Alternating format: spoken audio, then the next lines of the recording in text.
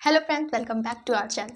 तो आज हम क्या पढ़ने वाले हैं? आज हम आपके 2 से 3 नंबर पक्के करेंगे क्योंकि ये chapter human I and the colourful world यानी कि मानव नेत्र तथा रंग बिरंगा संसार, इसका वन शॉट करने वाले हैं। वन शॉट रिवीजन लेक्चर है, इससे आपके 2-3 नंबर फिक्स हो जाएंगे यहाँ से। चलिए स्टार्ट करते हैं। उससे पहले अगर आपने अभी तक इस चैनल को सब्सक्राइब नहीं किया तो प्लीज़ कर लो, ठीक है। तो आज हम इसमें सारी चीज़ें पढ़ने वाले हैं जो कि हमारे एग्जाम के पॉइंट ऑफ व्यू से इम्पॉर्टेंट है, ठीक है। सारी चीज़ें इसमें आपकी कवर हो जाएंगी, एकदम आपका रिवीजन हो जाएगा। तो चलिए स्टार्ट करते हैं। So let's get started. तो देखो ये डायग्राम, इस डायग्राम से आप अच्छी तरीके से परिचित होंगे। ये है हमारा ह्यूमन आई। क्या है?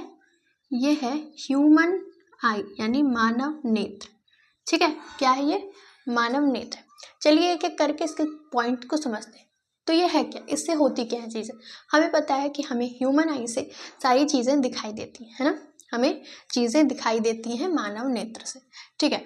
तो सबसे पहले अगर हम देखें तो मानव नेत्र में सबसे पहला भाग जो होता है, पहला भाग ये होता है। ये क्या होता है? ये होता है कार्निया। क्या होता है? कार्निया। अच्छा, ये कार्निया क्या है? देखो, कार्निया एक पारदर्शी उभरा हुआ भाग है। क्या है? पारदर्शी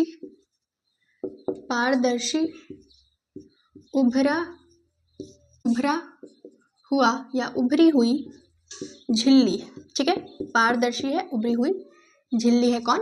कार्निया, ठीक है। अब देखो, जब सबसे पहले हमारे सामने ये है तो जब प्रकाश आता होगा तो उसका अधिकांश अपवर्तन इसी कॉर्निया से हो जाता होगा।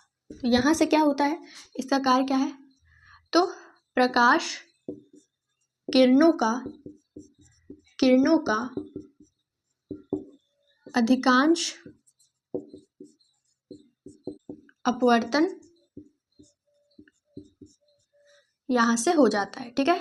हो जाता है यानी कि यहीं से ज़्यादा से ज़्यादा किरणें जो हैं वो हमारे अंदर आती हैं, ठीक है, आँख के अंदर आती हैं। फिर और क्योंकि पारदर्शी झिल्ली है तो इसके अंदर कोई भी रक्त वाहिका नहीं है, यानी कोई भी नस आप कह सकते नहीं है। तो इसके अंदर कोई भी रक्त वाहिका नहीं है, ठीक है। रक्त वाहिका क्या है? नहीं है इसके अंदर। फिर अब हमने फर्स्ट पार्ट को कंप्लीट किया। अब देखो फिर क्या आता है, फिर हमारी आती है ये क्या है? ये है आइरिस, जिसे हम कहते हैं परितारिका। क्या कहते हैं? परितारिका। इसे हम इंग्लिश में कहते हैं आइरिस, ठीक है। सेकंड, ये क्या है? ये है डायफ्राम, ठीक है। डायफ्राम क्या है? ये है जाल, ठीक है। तो क्या है? जाल जैसी संरचना है। आपने देखा होगा कि किसी के आँख, किसी के आइस का कलर ब्लू होता है, ब्लैक होता है, ब्राउन होता है। जैसे ऐश्वर्या राय के आइस का कलर ब्लू है। ऐसे ऐसे जो परितारिका होती हैं, है ना, जाल जैसी संरचना है, यही रंग बिरंगी होती है, जिससे हम कहते हैं कि उसकी आंखों का कलर ये है, ठीक है। तो ये जाल जैसी संरचना है जो आंखों का रंग निर्धारित करती है, ठीक है। आंखों का रंग निर्धारित करती है, ठीक है। तो ये तो हमने समझ लिया, पर इसका कार्य क्या होता है, ठीक है। इसका कार्य क्या होता है हम देखेंगे। तो इसका जो मेन कार्य है, ठीक है, मेन कार्य है वो होता है कि पुतली के साइज को नियंत्रित करती है। क्या करती है? पुतली के आकार को नियंत्रित करती है, ठीक है। पुतली के आकार को नियंत्रित करती है। अब ये पुतली कौन है? देखो, ठीक है। तो पुतली के आकार को नियंत्रित करती है। पुतली कौन है? तो पुतली होती है हमारी यहाँ पे, ठीक है। आपने देखा गोली सी पुतली, तो पुतली ये यहाँ हमारी होती है। ये पुतली के आकार को नियंत्रित करती है। किसके आकार को? पुतली इंग्लिश में हम कहते हैं इसे प्यूपिल, ठीक है, प्यूपिल। अब ये पुतली का काम क्या होता है? तो पुतली का काम होता है, इसका कार्य जो होता है, ये प्रकाश की मात्रा को नियंत्रित करती है, है। देखो मैं अभी आपको समझाती हूँ। हम जानते हैं, आपने ये देखा होगा, जब हम धूप में जाते हैं उसके बाद से हम फटाफट से जब अपने कमरे में रूम में आ जाते हैं तो हमें सब कुछ अंधेरा अंधेरा दिखाई देने लगता है ना। ऐसा क्यों होता है? देखो, जब हम किसी अंधेरी जगह पे रहते हैं तो हमारी पुतली फैल जाती है। किसके कारण फैलती है? ये परितारिका के कारण, ठीक है। क्योंकि परितारिका पुतली को नियंत्रित करती है, तो परितारिका क्या कहती है? पुतली को फैला देती है ताकि ज़्यादा से ज़्यादा प्रकाश अंदर जा सके, ठीक है। पर जब हम धूप में जाते हैं तो यही परितारिका पुतली को छोटा कर देती है, जिससे प्रकाश का कम से कम अंदर जाए, नहीं तो हमारी आंखें खराब हो जाती हैं, ठीक है। तो जब हम धूप में रहते हैं, छत पे जाते हैं या बाहर जाते हैं, तो प्रकाश बहुत ज़्यादा होता है, तो हमारी पुतली छोटी हुई रहती है ना, छोटी हुई रहती है ताकि प्रकाश कम जाए। और जैसे ही हम अपने कमरे में, रूम में आते हैं जहाँ अंधेरा है थोड़ा सा, तो हमें और अंधेरा दिखने लगता है, क्योंकि हमारी पुतली अभी भी छोटी है और क्योंकि यहाँ पे इस कमरे में, अंधेरे कमरे में प्रकाश की मात्रा बहुत कम है, तो जा नहीं पाएगी। फिर आप कुछ देर बाद देखोगे कि वो पुतली बड़ी हो जाती है, जिससे हमें वापस से सारी चीज़ें नॉर्मल दिखाई देने लगती है, ठीक है। तो यही है हमारे पुतली का कार्य। इससे हमें पता चलता है कि जब प्रकाश ज़्यादा होगा तो पुतली सिकुड़ेगी, एंड जब प्रकाश कम होगा तो पुतली फैलेगी ताकि प्रकाश ज़्यादा सके। आई थिंक आपको पूरा समझ में आ चुका है, ठीक है। इसके बाद आप देख सकते हैं यहाँ पे ये हमारा लगा है अभिनेत्र लेंस। क्या है ये? अभिनेत्र। तो ये है हमारा अभिनेत्र लेंस, ठीक है। Eye lens. क्या है? आई लेंस है। अच्छा, आंखों में कौन सा लेंस लगा होता है? आंखों में कौन सा लेंस लगा होता है? तो उत्तल लेंस, ठीक है। उत्तल लेंस, आंखों में उत्तल लेंस लगा होता है। यही हमारा प्रतिबिंब बनाने का कार्य करता है। जैसे हमें जितनी भी चीज़ें दिख रही हैं सारी इस उत्तल लेंस की वजह से दिखती हैं, ठीक है। तो उत्तल लेंस जेली जैसा होता है, इसकी संरचना है जेली जैसी, ठीक है। जेली जैसी संरचना है। फिर क्या है? देखो, हमें पता है कि जो उत्तल लेंस होता है वो कैसा प्रतिबिंब बनाता है? वो बनाता है वास्तविक, उल्टा व वस्तु से छोटा, ठीक है। यहाँ हम लिखेंगे वास्तविक,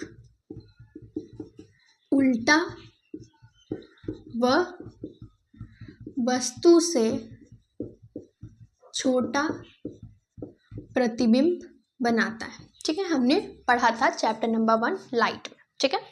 तो ऐसा इसका काम होता है, ओके। तो देखो, ये जो है लेंस है, इससे जो प्रतिबिंब बनता है, देखो ये प्रकाश आया, मान लो ये हमारा अभिनेत्र लेंस है, ठीक है। प्रकाश आया तो देखो प्रतिबिंब कहाँ बनेगा? यहाँ से प्रकाश आया, यहाँ से इसका ऐसे हुआ, ठीक है, यहाँ से इसका अपवर्तन हुआ। तो जिस पॉइंट पे प्रतिबिंब बनती है उसे हम कहते हैं रेटिना, ठीक है, या फिर दृष्टि पटल। आपने नाम सुना होगा। तो देखो, अब इससे जो बनेगा प्रतिबिंब, ये यहाँ पे हमें बनता है, इसे कहते हैं रेटिना, यानी दृष्टि पटल। ये क्या है? ये मानव नेत्र का पर्दा है। इसे हम क्या कहते हैं? मानव नेत्र का पर्दा। प्रतिबिंब यही बनता है, ठीक है। प्रतिबिंब क्या होता है? यही बनता। तो ये रेटिना, ये हमारी आंखों का, ये देखो पिछला भाग है, ठीक है, पिछला भाग, इसे दृष्टि पटल कहते हैं, ठीक है। तो देखो, अब यहीं पे बहुत सारी दंड व शंक्वाकार रचनाएं होती हैं जिनसे हमें किसी भी चीज़ों का कलर पता चलता है। लाइक ये ब्लू कलर है, तो हमें ये ब्लू कलर कैसे पता चल रहा है? हमारी आंखों में दंडवत और शंक्वाकार रचनाएं, ठीक है, दंडवत और शंक्वाकार, शंकु के आकार की रचनाएं हैं। इन सब चीज़ों से हमें चीज़ें कलरफुल दिखती हैं, ठीक है। अब आप सोचोगे कि जब ये जो हमारा अभिनेत्र लेंस है, उत्तल लेंस है, ये जब वास्तविक, उल्टा व वस्तु से छोटा प्रतिबिंब बनाता है तो हमें सारी चीज़ इतनी नॉर्मल कैसे दिखती है? हमें सारी चीज़ उल्टी दिखनी चाहिए, है ना। आपके दिमाग की बात आई होगी। तो देखो, बिल्कुल ऐसा ही होता है, पर हमारे नेत्र में होती हैं प्रकाश सुग्राही कोशिकाएं। क्या होती है? प्रकाश सुग्राही कोशिकाएं, जो कि इन लाइट से, ये जो प्रकाश सुग्राही कोशिकाएं होती हैं, ये विद्युत सिग्नल उत्पन्न करती हैं, ठीक है।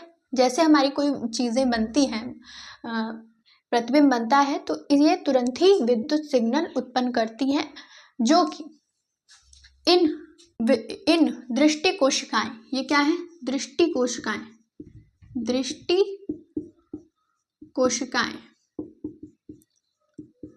ये दृष्टि कोशिकाओं के द्वारा जो विद्युत सिग्नल है वो हमारे ब्रेन में जाता है, हमारे माइंड में जाता है, एंड ये हमारे माइंड को पहुंचाता है सारी चीज़ें, एंड माइंड बताता है कि नहीं ये चीज़ें उल्टी नहीं है, तो माइंड जल्दी से उसे सीधा कर देता है, जिससे हमें ये सारी चीज़ें नॉर्मल देती है। ठीक है, तो ये कहाँ मिलेगा PDF? ये बहुत ही इंपॉर्टेंट है, ऐसे ही आपको शॉर्ट नोट्स बनानी है जिससे आपका रिवीजन इजीली हो पाए। ठीक है, कहाँ मिलेगा? टेलीग्राम चैनल पे जाके डिस्क्रिप्शन में ज्वाइन कर लो। ठीक है, तो अभी हमने एक पार्ट पूरा खत्म कर दिया है, यानी तो इस आई के जितने भी चीज़ें थी उसे हमने समझ लिया है।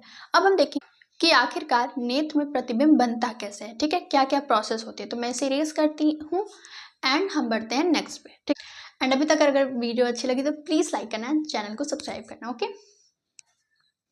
अब देखो कुछ चीज़ और हैं, बातें ध्यान रखनी है आपको, जो आपको MCQ में पूछी जाती हैं। क्या पूछी जाती हैं? निकट बिंदु, निकट बिंदु यानी हमारी आँख का निकट बिंदु क्या है? निकट बिंदु न्यूनतम दूरी है जहाँ तक हम, वो न्यूनतम बिंदु है या न्यूनतम दूरी है जहाँ तक हम किसी चीज़ को, वस्तु को अच्छे से देख पाते हैं, स्पष्टता। ठीक है, तो कितने पास लाओगे कि हम अच्छे से देख पाएंगे? तो 25 सेंटीमीटर। ठीक है, जो स्वस्थ मानव नेत्र होता है उसका निकट बिंदु 25 सेंटीमीटर होता है, यानी कि अगर 25 सेंटीमीटर से हम पास कोई चीज़ देखेंगे तो वो हमें नहीं दिखेगी या फिर हमें धुंधली दिखाई देगी। ठीक है, एकदम स्पष्टता दिखाई नहीं देगी, आपकी बुक में ऐसा लिखा हुआ है। अच्छा, अब दूर बिंदु क्या है? दूर बिंदु, तो दूर बिंदु वो होगी वह अधिकतम दूरी जहाँ तक कि हम किसी चीज़ को देख पाते हैं। तो बताओ कितनी होगी वो दूर, कितनी होगी वो दूर बिंदु? बताओ जल्दी बताओ। तो ये अनंत होती है, यानी हम अनंत तक देख सकते हैं। कैसे? कैसे देखो, अभी मैं आपको समझाती हूँ। देखो कैसे, आसमान है, कितना दूर है? बहुत दूर है, तो हम उसे देख पा रहे हैं ना, आप चंदा मामा को देख पा रहे हो ना, यानी कि हम अनंत तक, बहुत दूर तक, जितना दूर चाहे उतना दूर देख सकते हैं। ठीक है, तो निकट बिंदु 25 सेंटीमीटर एंड दूर बिंदु अनंत। ओके, एंड ये हमारा जो टॉपिक है निकट बिंदु, दूर बिंदु, ये हमारा दृष्टि परास के अंदर आता है। किसके अंदर आता है? दृष्टि परास। ये हमारा दृष्टि परास यानी निकट बिंदु 25 सेंटीमीटर एंड दूर बिंदु अनंत। ओके, और कुछ आप ह्यूमन आई के बारे में जान लो, जैसे कि अगर हम एक आँख से देखें, ठीक है, एक आँख अपनी बंद कर लें एंड सिर्फ एक आँख से देखते हैं तो हमें 150 डिग्री तक हम देख पाते हैं। ठीक है, एक आँख से हम 150 डिग्री तक देख सकते हैं। ओके, एंड अगर हम दोनों आँखों का यूज़ करें तो हम 180 डिग्री, हमारा 180 डिग्री क्षेत्रफल होता है, दृष्टि क्षेत्रफल होता है। ठीक है, तो अब ये PDF आपको मिल जाएगी टेलीग्राम चैनल पे, डिस्क्रिप्शन जाके ज्वाइन कर लो। एंड ऐसे ही आपको शॉर्ट नोट बनाने, क्योंकि बहुत इंपॉर्टेंट है ये सारी चीज़ें। ठीक है, तो चलो, तो अब मैं इसे इरेज करती हूँ एंड हम बढ़ते हैं अपने नेक्स्ट टॉपिक पे, यानी कि नेत्र में प्रतिबिंब का बनना। ठीक है, तो अब है हमारा मानव नेत्र से प्रतिबिंब का बनना। आखिरकार हमारी आंखों को चीज़ें दिखती कैसे हैं, प्रतिबिंब कैसे बनते हैं। ठीक है, हमें पता है कि सबसे पहले प्रकाश आता है कॉर्निया पे। कहाँ आता है? सबसे पहले प्रकाश आता है कॉर्निया पे, एंड यहाँ से, इस कॉर्निया से प्रकाश का अधिकांश अपवर्तन हो जाता है, यानी यहाँ से प्रकाश अंदर हमारी आंखों में आ जाता है। ठीक है, अब इस कॉर्निया से आने के बाद पुतली में प्रवेश करता है प्रकाश, और पुतली को नियंत्रित कौन करता है? परितारिका। परितारिका के द्वारा पुतली का नियंत्रण। ठीक है, हमें पता है कि अगर ज़्यादा प्रकाश आएगा तो पुतली सिकुड़ेगी, एंड अगर कम प्रकाश आएगा तो पुतली फैलेगी। ठीक है, तो परितारिका क्या करेगी? पुतली का नियंत्रण करेगी। नियंत्रण। ठीक है, अब देखो, कार्निया से बेसिकली हमारा कार्निया से गया पुतली में। ठीक है, कार्निया से कहाँ गया? पुतली में। अब पुतली में जाने के बाद कहाँ जाएगी चीज़ें? देखो, पुतली से डायरेक्ट हमारी प्रकाश जो होगी वो अभिनेत्र लेंस यानी उत्तल लेंस में जाएगी। पुतली से अभिनेत्र लेंस में जाएगी। ठीक है, ये बहुत इजी वे है आपको समझने का। आप ध्यान रखना, आप नोट्स बनाने के चक्कर में बिल्कुल मत पड़ो, क्योंकि अब एग्ज़ाम बहुत पास आ गया है, तो आपको लॉन्ग नोट्स की ज़रूरत नहीं है, शॉर्ट नोट्स की ज़रूरत है। ठीक है, तो ऐसे आपको ईजिली सारी चीज़ें समझ में आएंगी। ठीक है, तो अभिनेत लेंस, अभिनेत लेंस क्या है? उत्तल लेंस। ठीक है, उत्तल लेंस।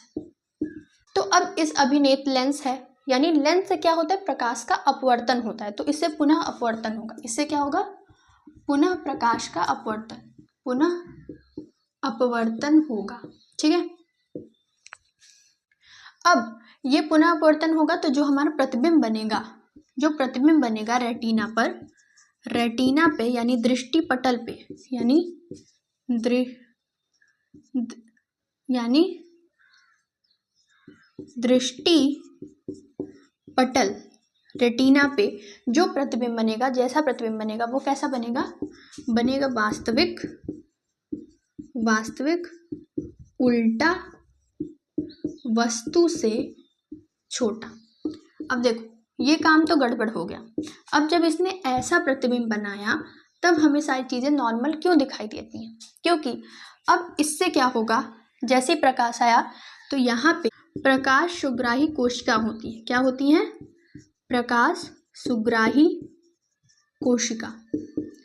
एंड ये प्रकाश सुग्राही कोशिका क्या करेंगी? विद्युत सिग्नल उत्पन्न करेंगी। ठीक है, विद्युत सिग्नल उत्पन्न करेंगे।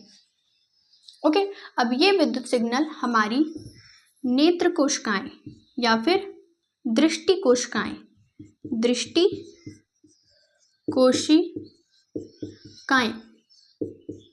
ये दृष्टि कोशिकाएं इस सिग्नल को ले जाएंगी मस्तिष्क तक। ठीक है, यानी ब्रेन तक ले जाएंगी। आपको दिख रहा है?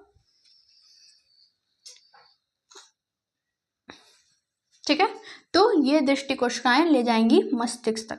अब ये ब्रेन ये जो ब्रेन है ये क्या करेगा? ये बताएगा नहीं, ये चीज़ें उल्टी नहीं है, वस्तु से छोटी नहीं है, बल्कि वही वस्तु जो चीज़ें हैं वही दिखा देगा हमें। यानी ये क्या करेगा? प्रतिबिंब को सीधा कर देगा। ठीक है, और हमें नॉर्मल चीज़ें दिखेंगी। अब चलो फटाफट से इसका एक बार रिवीजन करते हैं। देखो ये पूरा आपको ऐसे ही फ्लो डायग्राम अगर आप थ्योरी लिख के एग्जाम में बना के आओगे तो आपको पूरे मार्क्स गेन करने से कोई नहीं रोक सकता है। ठीक है, देखो क्या होगा, सबसे पहले प्रकाश आएगा। ठीक है, प्रकाश, आप इसके ऊपर प्रकाश भी लिख सकते हो कि प्रकाश आएगा, लाइट आएगी, कॉर्निया पे आएगी, कॉर्निया से इसका अधिकांश अपवर्तन हो जाता है, यानी अंदर घुस जाएगा आके। ठीक है, फिर पुतली के पास जाएगा, तो अगर ज़्यादा प्रकाश होगा तो पुतली सिकुड़ेगी, कम प्रकाश होगा तो पुतली फैलेगी। ठीक है, और इसे कौन ऐसा करता है? परितारिका इसे पुतली को नियंत्रित करती है। ठीक है, फिर इस पुतली से अभिनेत लेंस जो कि उत्तल लेंस है, उत्तल लेंस में हमारी प्रकाश जाती है जिससे इसका पुनः अपवर्तन होता है। ठीक है, अब इसके बाद दृष्टि पटल, ये जो अभिनेत लेंस है, उत्तल लेंस है, ये दृष्टि पटल पे सारी प्रतिबिंब बनाती है। जैसा प्रतिबिंब बनता है रेटिना पर, कैसा बनता है? वास्तविक, उल्टा और वस्तु से छोटा। अब यहीं पे होती हैं प्रकाश सुग्राही कोशिकाएं उत्पन्न करती हैं विद्युत सिग्नल, एंड ये विद्युत सिग्नल दृष्टि कोशिकाएं लेके जाती हैं मस्तिष्क तक, एंड ये मस्तिष्क यानी हमारा ब्रेन प्रतिबिंब को सीधा दिखाता है। ऐसी ही चीज़ें आपको अपनी भाषा में एग्जाम में लिख के आनी, अगर ये पूछेगा तो आपसे। ठीक है, बाकी ये जो आप फ्लो डायग्राम देख रहे हो कहाँ मिलेगा? ये मिलेगा आपको हमारे टेलीग्राम चैनल पे, ज्वाइन कर लो, डिस्क्रिप्शन में लिंक मिल जाएगी। ठीक है, तो हमारा ये टॉपिक भी खत्म। अब हम देखेंगे समंजन क्षमता, यानी नेत्र की समंजन क्षमता क्या होती है उसे हम देखेंगे। तो अब मैं इसे रेस करती हूँ एंड हम बढ़ते हैं अपने नेक्स्ट टॉपिक। ठीक है, अभी तक अगर चीज़ें समझ में आ रही हो तो प्लीज़ लाइक कर देना। तो अब है हमारा नेक्स्ट टॉपिक, मानव नेत्र की समंजन क्षमता क्या होती है। सुनो, आपने कभी सोचा कि हमें पास की चीज़ें और दूर की चीज़ें कैसे दिखती हैं? देखो, हम जानते हैं कि हमारे आँखों में पक्षमाभी कोशिकाएं होती हैं, है ना, पक्षमाभी पेशियां होती हैं। हम जानते हैं हमारी आँखों में पक्षमाभी कोशिकाएं होती हैं। तो देखो पहले मैं एक डायग्राम बना देती हूँ हमारी ह्यूमन आई का, जो कि इम्पोर्टेंट। देखो कैसे बनाना है, इजी वे में समझाती हूँ। सबसे पहले ऐसे कर लो, ये हो जाएगी कॉर्निया। ठीक है, फिर ऐसे और ऐसे बना लो, इसको थोड़ा पतला बनाना, मैंने मोटा बना दिया। ये क्या हो जाएगी? ये हो जाएगी परितारिका। फिर आप यहाँ पुतली बना लेना, ठीक है। फिर आप क्या करना, यहाँ पे अपना उत्तल लेंस बना लेना, ठीक है। फिर यहाँ पे आप पक्षमाभी पेशियाँ बना लेना, ठीक है। अच्छा, पक्षमाभी पेशियाँ क्या करती हैं? पक्षमाभी पेशियाँ हमारी इसको, ये क्या है, ये क्या है, लेंस है। लेंस के आकार को नियंत्रित करती है, ठीक है। इसे फैलाती और कम करती है, ठीक है। इसकी बेसिकली फोकस दूरी को कम करती है, यानी छोटा बड़ा लेंस को करती है पक्षमाभी को। अब आप इसको पूरा ऐसे गोल बना लेना, ठीक है। एंड यहाँ से आप ले जाके पूरा ऐसे लाइन बना देना और यहाँ से आप दृष्टि कोशिकाएं बना देना, ठीक है। तो ऐसे आपकी चीजें बन जाएंगी, ठीक है। ये आपका बन जाएगा ह्यूमन आई, ठीक है। अब देखो, तो जब हम चीजों को पास देखते, तो मैं अभी इस कैमरे को पास से देख रही हूँ, तो जब मुझे पास से किसी चीज को देखना है तो मेरी पुतली क्या करे, तो मेरी आंखें क्या करेंगी? आंखों में किसकी बात कर रहे हैं? आंखों में हम कर रहे हैं लेंस की बात, ठीक है। तो लेंस क्या करेगा? लेंस अपनी फोकस दूरी कम करेगा। कैसे करेगा? पक्षमाभी कोशिकाएं, पक्षमाभी पेशियां उसका साथ देंगी, ठीक है। तो ये पक्षमाभी पेशियां क्या करेंगी? इसकी फोकस दूरी कम करेंगी। जब फोकस दूरी कम होती है तो लेंस छोटा होता है, ठीक है। यहाँ पे ध्यान से देखो, अगर f कम है यानी फोकस दूरी कम है तो लेंस छोटा होगा, छोटा मोटा गोल, ठीक है। फोकस दूरी अगर कम होगी तो छोटा मोटा गोल लेंस होगा। अगर फोकस दूरी ज़्यादा है, किसी लेंस की फोकस दूरी ज़्यादा है, तो इसे हम कहेंगे कि लेंस बड़ा होगा, लेंस बड़ा होगा, इसका आकार बड़ा होगा, ठीक है, ठीक है। तो ऐसे चीज़ें होती हैं। तो अब देखो, जब हमें पास की चीज़ें देखनी है तो लेंस क्या करेगा? अपने आप को छोटा कर लेगा। एंड जब हमें दूर की चीज़ें देखनी है तो लेंस क्या करेगा? अपने आप को बड़ा कर लेगा।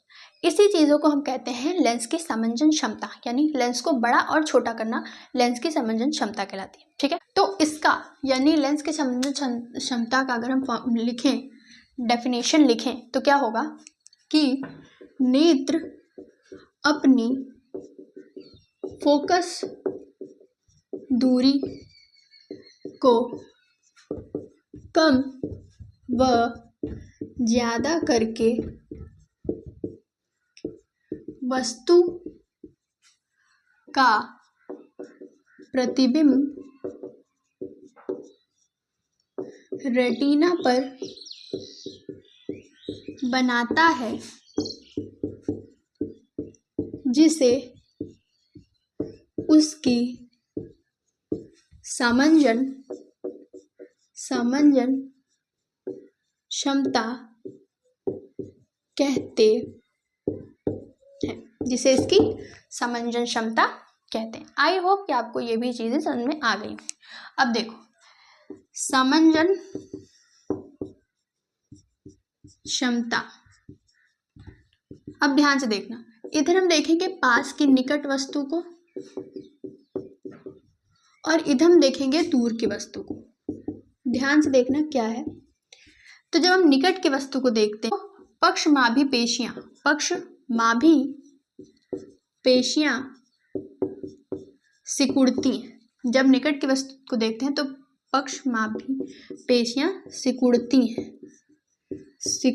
हैं, जिससे लेंस छोटा मोटा और गोल हो जाता है, जिससे लेंस छोटा मोटा गोल हो जाता है। लेंस के छोटे मोटे गोल होने से इसकी फोकस दूरी घट जाती है, इससे फोकस दूरी घट जाती है। एंड हमें पास की वस्तु दिख जाती है। क्या होता है? पास की वस्तु दिख जाती है, ठीक है। आपको दिख रहा है? तो पास की वस्तु दिख जाती है। तो देखो, अब जब दूर की वस्तु हम देखते हैं तो क्या होता है? दूर की वस्तु हम देखते हैं तो पक्षमाभी पेशियां जो हैं ये फैल जाती हैं या फिर शिथिल हो जाती हैं, ठीक है। शिथिल को ही हम फैलना कहते हैं, तो शिथिल हो जाती हैं, ठीक है। अब जैसे ये शिथिल हो जाती हैं तो इनका लेंस बड़ा हो जाता है, बड़ा या लंबा। लेंस क्या होगा? लंबा हो जाएगा। अब जब लेंस लंबा होगा तो इसकी फोकस दूरी बढ़ जाती है, ज़्यादा हो जाती है, ठीक है, फोकस दूरी ज़्यादा हो। अब जब फोकस दूरी ज़्यादा हो जाती है तो हमें दूर की वस्तु दिख जाती है, हमें दूर की वस्तु दिख जाती है। एंड इसी चीज़ को हम कहते हैं लेंस की सामंजस्य क्षमता। देखो ये मैंने आपके लिए बना दिया है एकदम सिंपल सा फ्लो चार्ट, फ्लो डायग्राम, जिससे आपको चीज़ें बहुत ही ईजिली वे में रिवाइज हो जाएंगी, ठीक है। एक बार इसको फिर से पढ़ते हैं। निकट वस्तु देखना है, पक्षमापी पेशियां सिकुड़ेंगी, लेंस छोटा मोटा गोल होगा, फोकस दूरी घटेगी और पास की वस्तु दिख जाएगी। दूर अगर देखना है तो पक्षमापी पेशियां शिथिल हो जाएंगी, लंबी हो जाएंगी, लेंस बड़ा लंबा हो जाएगा, फोकस दूरी ज़्यादा हो जाएगी और दूर की वस्तु हमें दिख जाएगी, ठीक है। तो हमने ये वाला टॉपिक भी खत्म कर दिया, यानी लेंस की संवेदन क्षमता पढ़ लिया। हमें अब इसमें मार्क्स लेने से कोई रोक नहीं सकता, है ना। तो मैंने आपको ये अच्छे से पढ़ा दिया है। अच्छा देखो, अब आप सोच रहे होगे कि हम ये फोकस दूरी के बारे में बार बार बात क्यों कर रहे हैं। आपको मैं बता दूं कि जो नेत्र का फोकस बिंदु होता है, नेत्र का फोकस बिंदु होता है कौन? रेटिना। कौन होता है? रेटिना। एंड हमें पता है कि अगर हमें किसी चीज़ को देखना है तो उसका वस्तु कहाँ बनना चाहिए, उसका प्रतिबिंब कहाँ बनना चाहिए? रेटिना पे बनना चाहिए। इसीलिए हम बार बार बात करते हैं फोकस दूरी की, ठीक है। तो ऐसे अगर होगी चीज़ें तो फोकस बिंदु क्या होगा? रेटिना होगा एंड चीज़ें हमें दिख जाएंगी। अब क्या है? नेक्स्ट है हमारा मानव दृष्टि दोष। अब है हमारा नेक्स्ट है पॉइंट दृष्टि दोष। तो फटाफट से मैं इसको इरेज करती हूँ एंड हम देखते हैं दृष्टि दोषों के बारे में, ठीक है। फटाफट से इसको इरेज करती हूँ। ये पीडीएफ कहाँ मिलेगी? टेलीग्राम चैनल पे ज्वाइन कर लो, डिस्क्रिप्शन में लिंक मिल जाएगी, ठीक है। तो अब है हमारा दृष्टि दोष और उनका उपचार। तो पहला दृष्टि दोष है हमारा निकट दृष्टि दोष। क्या है? निकट दृष्टि दोष, जिसे हम कहते हैं मायोपिया। क्या कहते हैं? मायोपिया। तो इस दोष में क्या होता है कि हमें दूर की चीजें नहीं दिखती, दूर की वस्तु नहीं दिखती, ठीक है। इसमें क्या होता है? दूर की वस्तु नहीं दिखती। तो अगर दूर की वस्तु नहीं दिख रही हैं तो इसमें हम यूज करते हैं, इसके उपचार में हम यूज करते हैं, इसके उपचार में हम यूज करते हैं अवतल लेंस का। किसका? अवतल लेंस, कॉनकेव लेंस का इसमें यूज करते हैं। अगर आपको दूर की चीजें नहीं दिख रही हैं तो इसका मतलब आपको मायोपिया हुआ है, निकट दृष्टि दोष हुआ है एंड इससे हम यूज करेंगे हमारा अवतल लेंस, ठीक है। कॉनकेव लेंस यूज करेंगे जिससे आपको दूर की चीजें इजीली दिखाई देने लगेंगी, ठीक है। नेक्स्ट है हमारा दूर दृष्टि दोष। क्या है? दूर दृष्टि दोष, ठीक है। यह है हाइपरमेट्रोपिया। तो हमारा है दूर दृष्टि दोष जिसे हम कहते हैं हाइपरमेट्रोपिया, ठीक है। इसमें क्या होता है? इसमें हमें पास की चीजें नहीं दिखती हैं, पास की वस्तु नहीं दिखती है, ठीक है। मैं इतना जल्दी क्यों पढ़ा रही? क्योंकि मुझे बहुत सारे टॉपिक अभी कवर करने हैं, ठीक है। तो इसमें किसका यूज करते हैं? देखो उपचार, इसमें उपचार क्या है?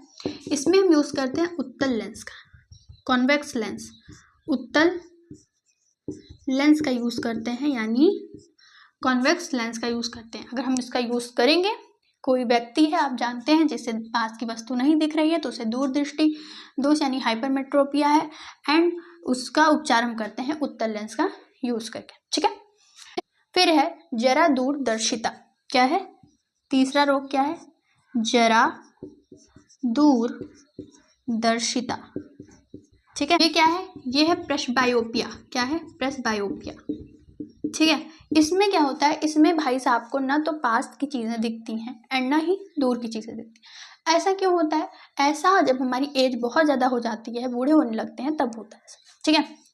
इसका कारण क्या होता है? पक्षमापी पेशियों का कमजोर होना, जिससे समंजन क्षमता खो देती है ये। एंड जब समंजन क्षमता नहीं होगी तो हमें जरा दूरदर्शिता हो जाएगा, ठीक है। पक्षमापी पेशियों का कमजोर होना इसका कारण है। ऐसे में हम क्या करेंगे उपचार में, आप सोचो क्या करेंगे। अगर पास की चीज़ें भी नहीं दिख रही हैं, दूर की चीज़ें भी नहीं दिख रही हैं, तो क्या करेंगे। ऐसे में हम क्या करेंगे, ऐसे में हम द्विफोकसी लेंस का यूज़ करेंगे। ऐसे में किसका यूज़ करेंगे, देखो द्विफोकसी लेंस, यानी जिसमें हम 2 लेंस लगाएंगे। ठीक है, यहाँ पे देखो, मान लो ऐसा कोई चश्मा है। ठीक है, ऊपर हम लगा देंगे हमारा अवतल लेंस और नीचे हम लगा देंगे हमारा उत्तल लेंस। ठीक है, अवतल लेंस क्या करेगा, देखो अवतल लेंस क्या करता है, हमें दूर की वस्तु दिखेगा। अवतल लेंस से हमें दूर दिखेगा और उत्तल लेंस से हमें निकट की चीजें दिखेंगी, निकट की वस्तु दिखेगी। ठीक है, ओके। तो ऐसे में हम ये जरा दूरदर्शिता वालों का भी प्रॉब्लम सॉल्व कर पाएंगे।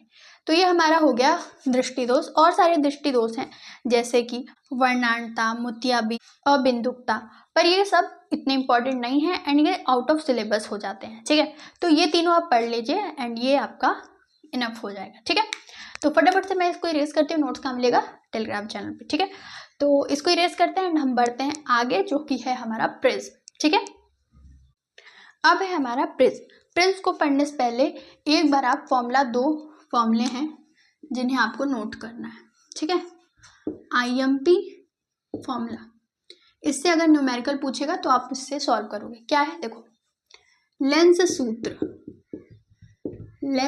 सूत्र जो मैंने आपको पढ़ाया है। लेंस सूत्र क्या होता है, 1/f = 1/v - 1/u। फिर है आपका एक खो क्षमता वाला। ठीक है, लेंस की क्षमता है P = 1/f।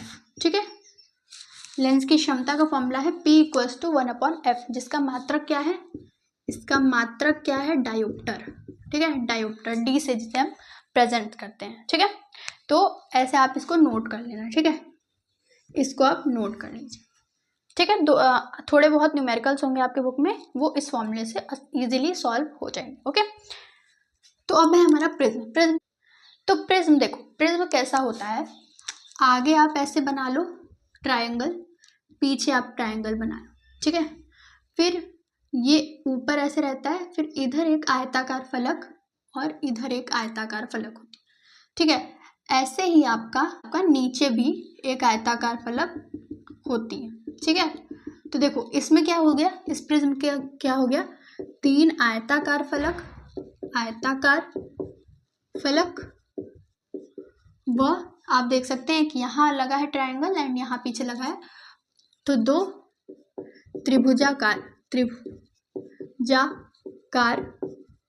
फलक होती हैं। ठीक है, 2 त्रिभुजाकार फलक होती हैं। ओके, और देखो इसमें से जो प्रत्येक फलक है वो किसी न किसी कोण पर झुकी हुई है। ठीक है, देख सकते हैं आप, जो प्रत्येक फलक है किसी न किसी कोण पर एक दूसरे से जुड़ी हुई हैं, झुकी हुई हैं। ठीक है, तो ये हमारा हो जाएगा प्रिज्म। आई होप मैंने आपको ये प्रिज्म समझा पाया है, क्योंकि ये 3D डायग्राम बनेगा जो कि असंभव है बनना। ठीक है, तो मैंने इसको ऐसे बना दिया, आप समझ लेना। ठीक है, तो प्रिज्म क्या करता है, प्रिज्म करता है वर्ण विक्षेपण। क्या करता है, वर्ण विक्षेपण। ये जो वर्ण विक्षेपण है, ये नियम किसने दिया था, ये दिया था न्यूटन ने, न्यूटन का वर्ण विक्षेपण का नियम। ठीक है, तो इसमें न्यूटन ने क्या बताया कि जो हमारा प्रकाश होता है, सूर्य का प्रकाश होता है, जो आता है तो वाइट लाइट हमें दिखती है ना।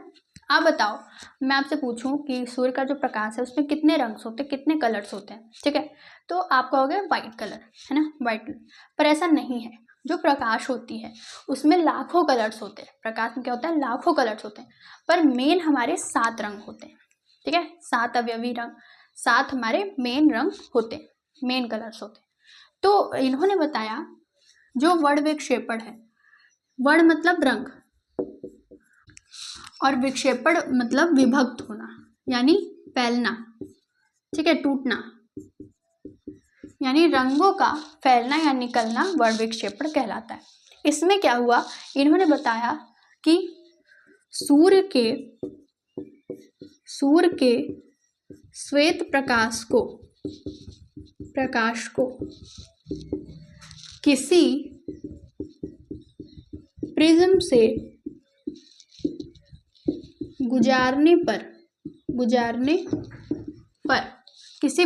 गुजारने पर वह अपने 7 रंगों में विभक्त हो जाता है। ठीक है, यानी कि अगर आप प्रिज्म लें, ठीक है, ये प्रिज्म लें आप, ठीक है, ऐसे आप प्रिज्म लें और इस प्रिज्म से, मान लो मैं ऐसे बना लूं, तो इस प्रिज्म से आप क्या करो, यहाँ से सूर्य का प्रकाश, ये क्या है, वाइट लाइट यानी सूर्य का प्रकाश, वाइट लाइट गुजारेंगे, तो जब इससे इसका अपवर्तन होगा, बेसिकली ये हमारा अपवर्तन करता है। प्रिज्म क्या करता है, अपवर्तन करता है, ठीक है, अपवर्तन करता है। तो जब इससे प्रकाश का अपवर्तन होगा तो इससे 7 कलर्स निकलेंगे, 1 2 3 4 5 6 7, ठीक है, 7 कलर्स निकलेंगे। इसी को हम कहते हैं हमारा प्रकाश का वर्णविक्षेप। ओके, प्रकाश का स्पेक्ट्रम क्या होता है, सुनो,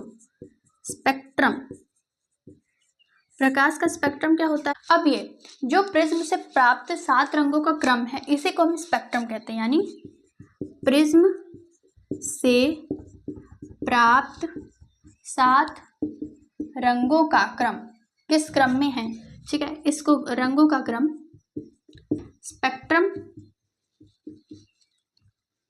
कहलाता है।